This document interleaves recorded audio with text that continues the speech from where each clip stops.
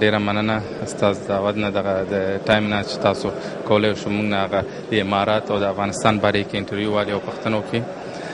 نن چې د امارات یو 40مه د نشنلي ازادي ورځ ده، دغه افغانان او اماراتیان یو ځای سره دغه ورځ نن لمانځلي چې دا د اقتصادي سیاسي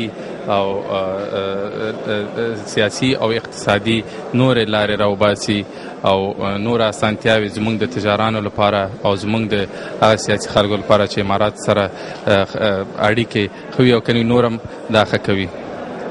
ستاسو په نظر کې دا نننۍ غونډه چې دا بر افغانستان او د متحده عرب اماراتو په تعلقاتو څه تاثیر وکړي؟ لنډ دا به ډېر ښه مثبت تاثیر وکړي، ولې چې پخوا داسې په اماراتو کې د امارات د نشنل ډے په ورځ نه ده لمانځل شوی پخوا، نو دغه اول ځل ده چې ډېر په غټ سطحه ولمانځل شو او زما په فکر چې دا به ډېر یو مثبت اثر واچوي د افغانستان او امارات د که سیاسي که تجارتي اړیکې په دواړو باندې.